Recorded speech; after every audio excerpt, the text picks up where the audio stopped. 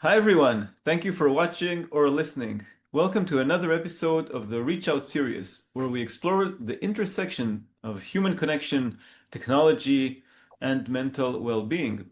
I'm Yohay Elam, founder of TouchBase, an app that helps people reconnect and strengthen relations with those they care about.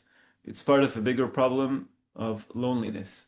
And today I'm excited to speak with Sonia Ponzo, a psychologist, behavior change expert, and the founder of Outset Wellness, an ADHD-friendly platform that helps people stay active without overthinking it.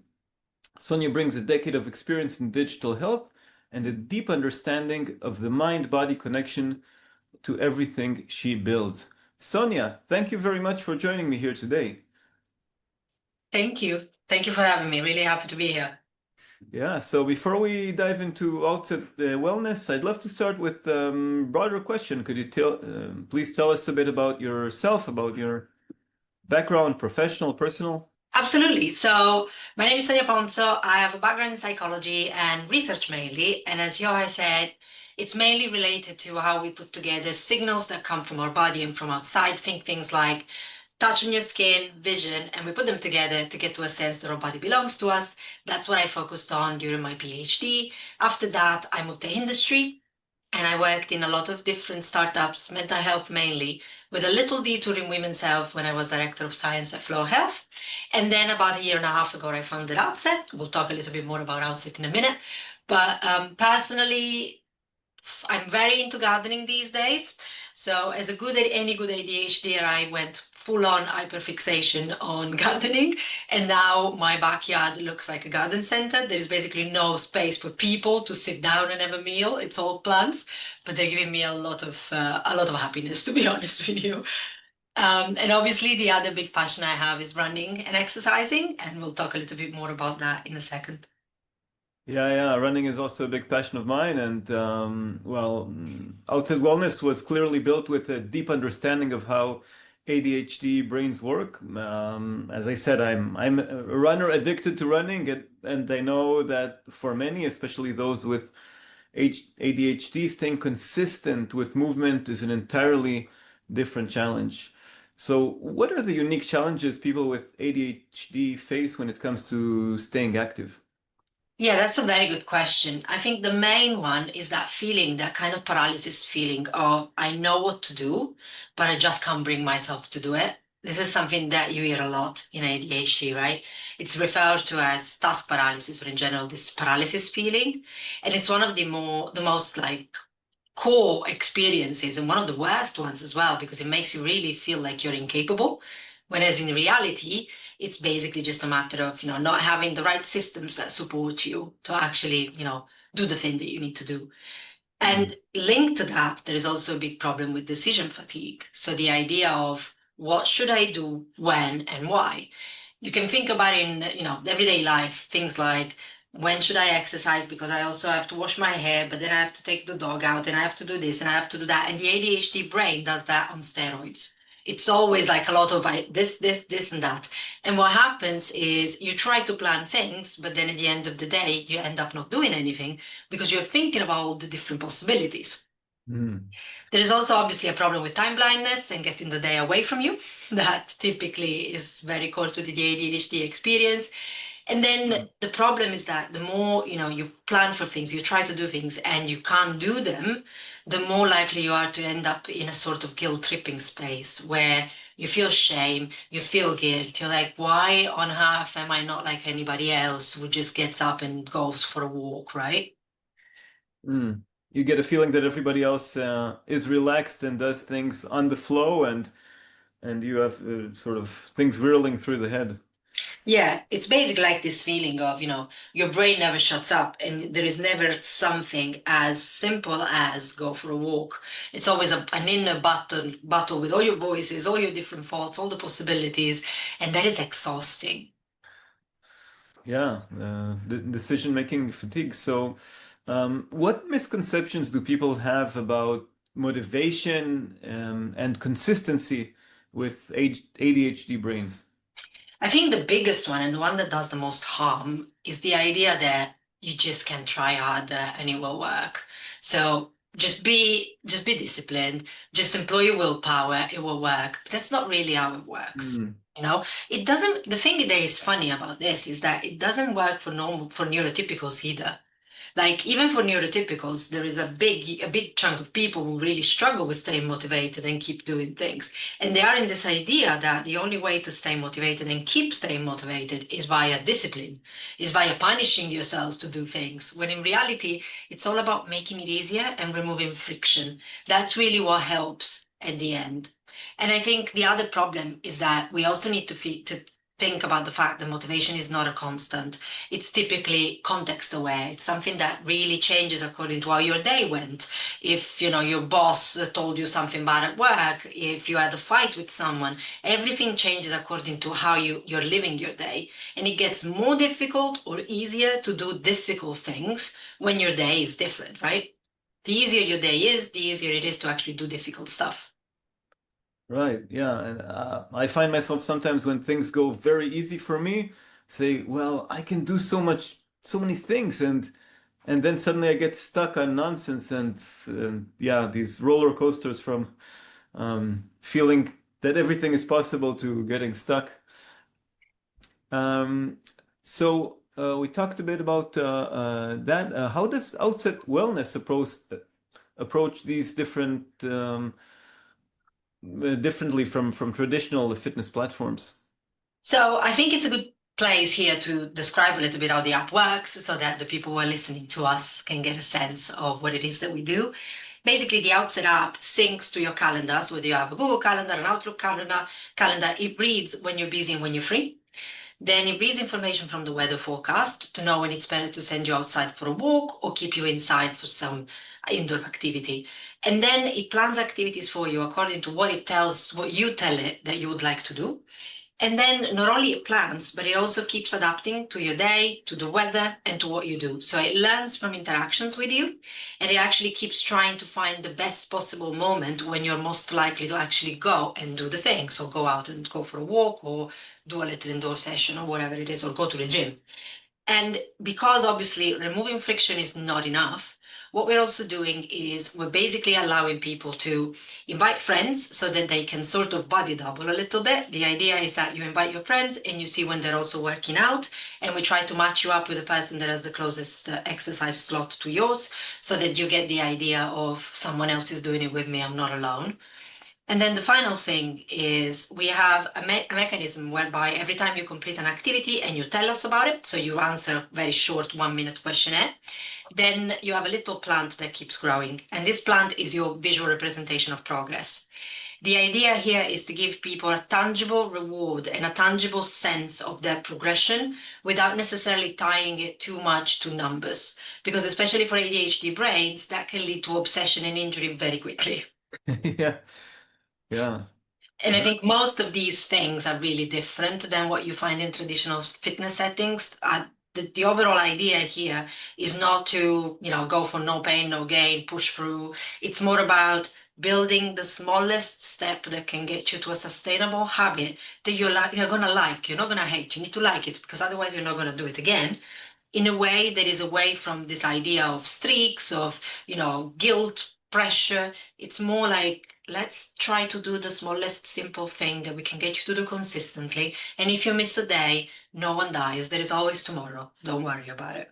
I think this kind of reframing from the all or nothing mindset in exercise Mm. to we move every day, we just need to move a little bit more every day is really what is core to the experience.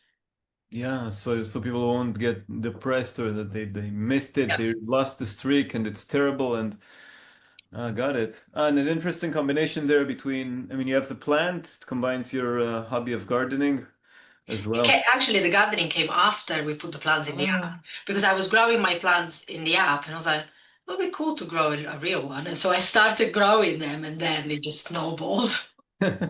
Ah, very nice. Yeah, yeah, and I really like the idea of that something is better than nothing. If you can do something, it's okay. If you don't, doesn't work out today, Yeah. no pressure approach. Sonia, you have an incredible background in behavioral science. How do you translate complex psychological insights into tools that work for everyday users, especially those struggling with executive dysfunction? That's a great question. I think the point is always to start from lowering friction. The idea is that you cannot change a person's life in the way that, so you cannot overhaul a person's life to enact change. You will always need to work with them so that they make teeny tiny steps away from their current situation into their desired state. And I think that all starts with lowering friction and getting out of the I should mentality. It's more Mm. about let's enable you to do whatever feels comfortable right now so that then we can build on it. And even if we don't build on it and we stay there, that's completely fine because it's already more than you were doing before. And this kind of ties into what we just said, right? I think a lot of the products out there really expect you to become a different person by the end of having used them. And that's not the point, right? The point is to build on who you are. And if anything, get you back into yourself rather than make you a different person. Yeah, so better, maybe a better expression of yourself rather than, yeah, the should mentality. Yeah. And I think for us, one thing that is really fundamental to what we do is that exercise, but health in general is embodied. We have a body, and these bodies matter more than we think. They tell us things that we don't listen to. They tell us, "Hey, you're about to collapse. Please take care of yourself," and then they punish you with exhaustion when you don't listen. And I think as a society, we really have stopped listening to our bodies as a medium of communication. And I Mm. think that's really where the story starts. We need to be better at understanding what our bodies are telling us, being in tune with them, and react before a problem comes up. Because a lot of instances of chronic pain, a lot of instances of stress and somatic stress, they start from us not being able to listen when we need to take a break, when we're exhausted, and when it's really time to take a moment to pause. Yeah, yeah, and that's how I got my injury. I got so many warning signs and only stopped when I realized I couldn't go faster downhill. Okay, okay, something is really, really wrong. But yeah, I already got into a chronic situation, and yeah, should listen more to our bodies. Maybe can you share a key behavior change principle that Outset Wellness is built on? Yeah, so we're developing a model, a kind of a new way of looking at ADHD. And here the idea is that ADHD may not just be or purely be a cognitive issue or executive dysfunction issue, but rather a problem with the connection between body and brain. And the idea is basically that when you stop, or better, when you have ADHD in general, your signals, the ones that come from your body, tend to be scrambled. ADHDers either feel a lot or nothing. So either they feel incredible thirst, incredible hunger, or nothing for hours on end, and then they collapse. So it seems like these signals are kind of all over the place. So the problem is that when you have signals all over the place, it gets very difficult to act on them, to act according to them. So I'll give you an example. Let's say that you are at your desk and you start feeling something is wrong. But you have two options. You either go for a walk because you feel restlessness and tension, or you go for a nap because you're really tired. The problem is that if I can't reliably choose these two based on being able to know how my body really feels in that moment, I can make a wrong choice. And the cost of that wrong choice, if repeated over time, is that I will stop trusting myself. And the more I don't trust myself, what happens is that I will start feeling incapable. I will start feeling like, oh my God, I'm not even able to go for a walk.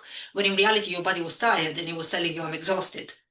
And that's really at the core of what we do. What we're trying to do is kind of putting together this loop of sensing, interpreting, and acting back into place, kick it back into place through exercise first, and then through other embodied interventions later.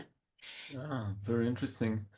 So talked about a bit signals. What are the signals that tell you something is working or not working in the behavior design of the product itself of Outset Wellness? That's a great question. I think obviously the biggest one is outcomes. So if people tell you I am feeling better, I am more focused, XYZ, all of that is a huge signal because it comes directly from the horse's mouth, so to speak. And also when people tell you things unprompted, like we had a user that told us, I cannot imagine my life without having used Outset in the first place. Wow. Like, when you hear things like that, you know that you're doing something right. Yeah. The other one is when people start sharing it with their friends, start sharing it online on social media unprompted. That means that it's resonating communicating with them to an extent that they're willing to spend social currency to actually, promote you. And that's definitely a good sign. And I think in general, the other point from a more behavioral perspective is less friction when something goes wrong. Where the user who she has ADHD, and at the point of starting using Outset, she had never exercised for about 5 years. Then she started using the app, she got into a routine, she was super happy, and then she got COVID. And she was terrified in the beginning, like, oh my God, I lost everything. But obviously for us, it's like, no, it's just a walk, go for a walk. And within like a week, she was already back into her previous routine. So when you have lower friction at the re-entry point, that's a really good sign. Mm. Yeah, that it's easy, that even people who drop off the app, they find it easy to get back on the wagon with Yeah. no pressure. Yeah. And Outset Wellness feels like it was built with neurodivergent users rather than for them. What are some of the most important insights you gathered from your user base during this development? So I think one thing that is definitely interesting is for this specific demographic, the idea of not having to decide when to go and what to do Mm. resonated much more than with other people because when we would present our app to a neurotypical, they'd be like, well, I can plan it myself. First of all, they won't, and that's the reality because they don't. But the mentality is I can do that myself and I can keep moving things with and checking the weather and doing all of that myself. Even if they don't do it, they have the feeling that they can. Whereas with neurodivergent people, or at least with ADHD, is what we saw is that idea of offloading the mental fatigue was really valuable. And it really, really helped them with clicking with the product, basically. So we definitely worked a lot on making this process feel almost like magical whenever we could. And the other one is focusing a lot on the all or nothing mindset and getting out of it, as I was saying earlier. I think that is something that a lot of ADHDers, but neurotypicals as well, are scarred with when it comes to fitness and exercise. They've tried a lot of things before and they always hit a wall of fitness should look in a certain way. So getting them out of that idea of fitness can look like whatever you want. You can dance in the kitchen, you can go for a walk, you can play with your dog, whatever feels good to you, do that because that's better than nothing. And getting basically them out of this guilt tripping was really important. And last point is obviously making the win feel visible. What we did with the plant was out of feedback from our initial user cohort during the beta, where they were saying, yeah, I do the thing, but I don't feel like the reward. I don't feel tangible sense of progress. And that's where the idea of the plant came about. Oh yeah, very interesting. Yeah, yeah. Doing something is better than nothing, and I'm sure you heard this cliche of the best sport is the one that you like, the one that you'll do. Yeah. Um, I think we touched on this a bit, but I'll still ask, how do you make sure the product feels supportive and not overwhelming, especially for someone dealing with decision fatigue? Yeah, I think for us the main thing is really not punishing people. If they don't come there, it's completely fine. If anything, we ask them to tell us when things are not working because then we can improve it.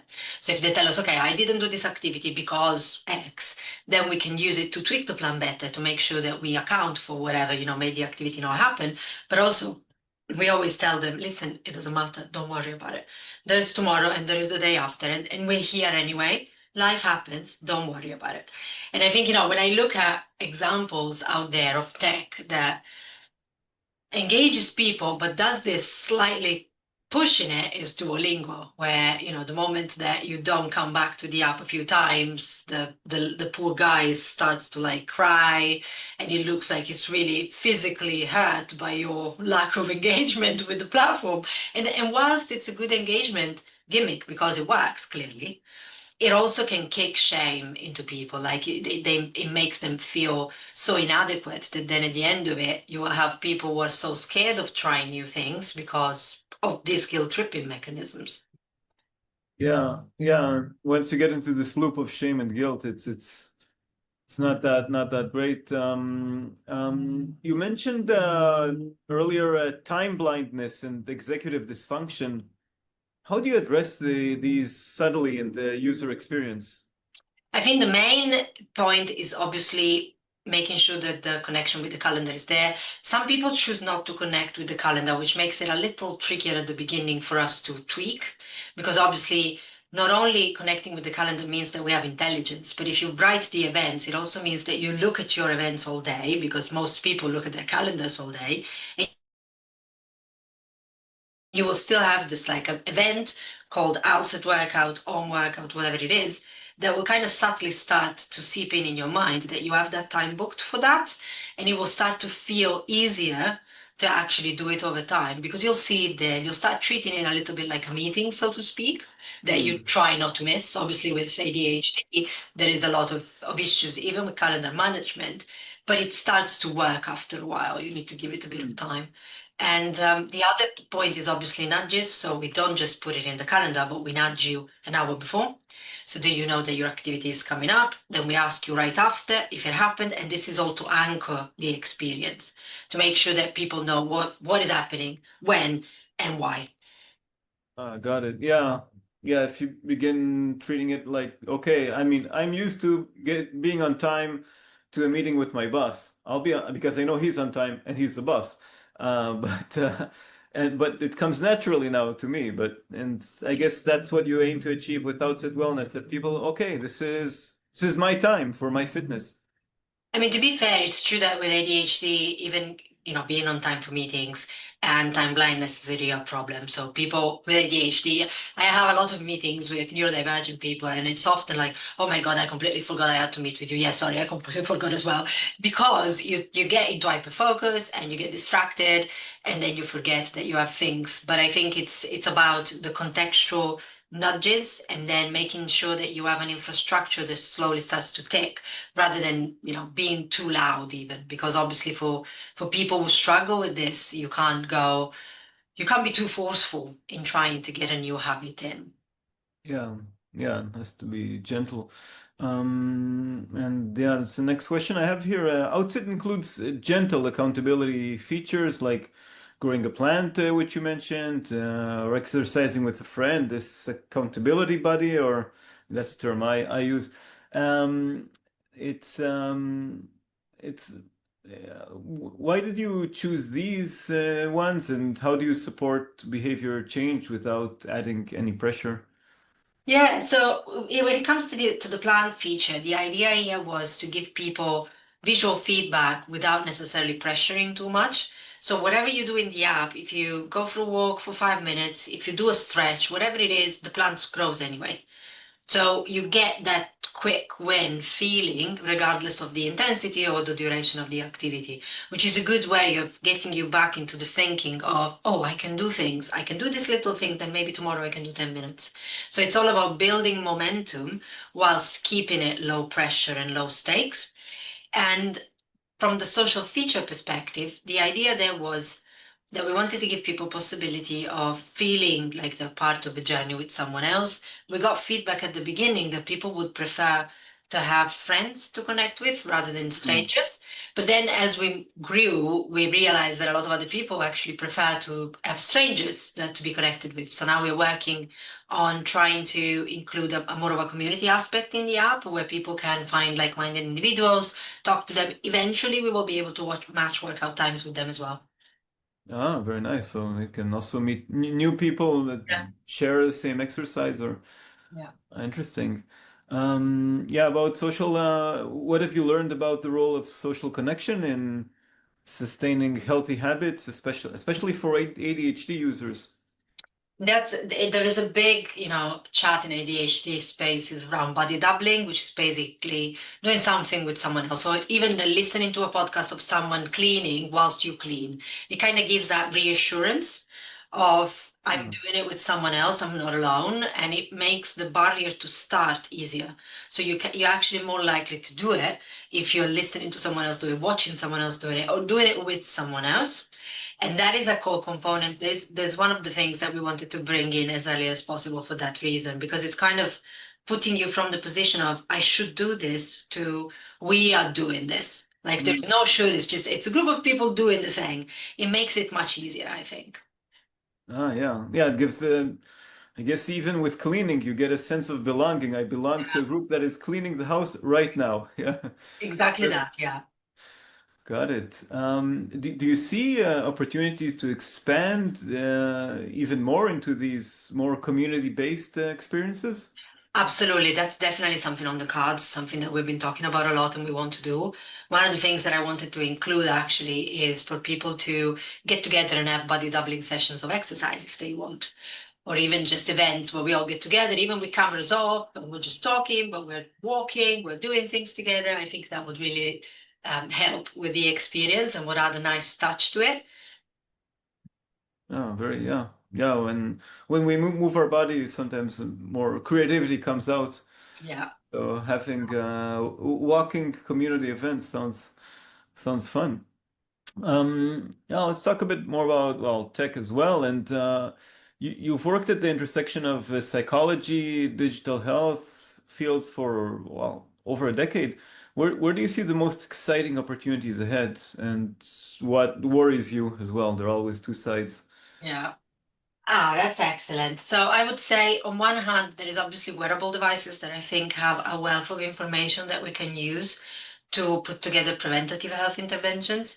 So all of the data that we get from activity, heart rate, sleep, it's all data that we can use to really craft plans that people might follow, but also to go preventative and understand, when it's best to intervene for someone, for their mental health, for their physical health. There is a lot of data, a lot of algorithms that are being produced by companies like Apple or Google to detect things like atrial fibrillation and things like that, which I think is really exciting. And the other thing that I really like is that there seems to be more of a democratization of knowledge around health. This is especially true now that we have AI and LLMs, because obviously people tend, especially when you live in a country where, access to healthcare is not as easy, you tend to try and take things in your own hand, at least for the small things. Obviously, it's not advisable to do so, but we all do it. That's the reality, right? Before it was WebMD, and now it's ChatGPT, so it's the same thing. Obviously, this has a risk, inherent risk, because we know that the LLMs are not equipped to do that just yet. But it also gives an opportunity. The problem that I see, the major problem, is that in general, there is a lot of red tape around adoption of health solutions because obviously regulatory bodies, FDA, MHRA in the UK, what have you, regulatory bodies need to make sure that the product is safe before they put it in the hands of people, and that's absolutely what should happen. But at the same time, there should be at least some sort of faster route for low risk interventions adoption, because we have people waiting currently on a wait list in the UK for like 5 to 7 years to get an ADHD assessment. Unless they go through right to choose. If they go through right to choose, it's a few months, depending on the company provider you choose. But if you go with the NHS, it's about 5 to 7 years. And so these people are just left there without support. 5 to 7 years, people make huge plans for 5 years. Yeah, Yeah, I mean, then their lives can, I mean, they can miss out on so many potential improvements. yeah. You Wow. can send a human to primary school in 7 years. Yeah, yeah. Wow. Yeah, there should be some more room for innovation and a bit more risk-taking while maintaining regulation. Yeah. Um, you touched a bit on AI, and like to ask, what role should AI play in helping people manage their well-being? I think AI is excellent when it comes to pattern recognition and really helping you spot trends in your behavior. I mean, I use AI quite a lot from a perspective of bouncing ideas and looking into stuff, but I'll give you an example. I had some real bad pains in my guts a few weeks ago, and with GPT, we put together a little gut reset diet, which before it might have taken me ages to research what to do, how to do an elimination diet properly, but in there, what I did was I took note of everything I was eating, of any kind of reaction that it was giving me, and then we were adjusting the diet. So it's simple things like this that obviously the GPT can do well because it has a wealth of information that can really change the way that you deal with your life day to day. Hmm. Got it. Yeah, makes things much more accessible, much faster. Yeah, and I think in general, obviously, the more you use, the more we build on AI, the better it becomes and being inserted in contexts like yours. So understanding and reading your environment. with the way Outset is currently set up, I definitely see an opportunity for LLM-driven components whereby there is much more of a discursive intelligence that I can gather on people to Hmm. make plans that make a lot of sense for them. Oh, I see.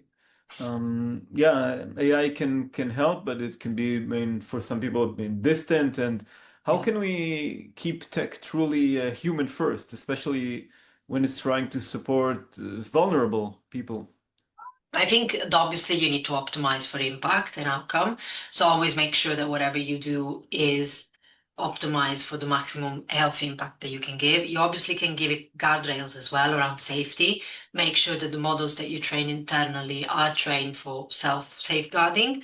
And then make sure that you keep the product emotional and close to the user rather than trying to fish for retention or clicks or whatever. I think it's a matter of understanding that products are built with the focus with the aim of helping someone with their current health. So you need to make sure that you're talking to people as humans from humans. So not, try to make sure that the way you design these products it remains emotional and close to the problem with empathy and understanding, and then build for flexibility and make sure that you don't punish people for things and that you optimize for safety whilst still remaining flexible.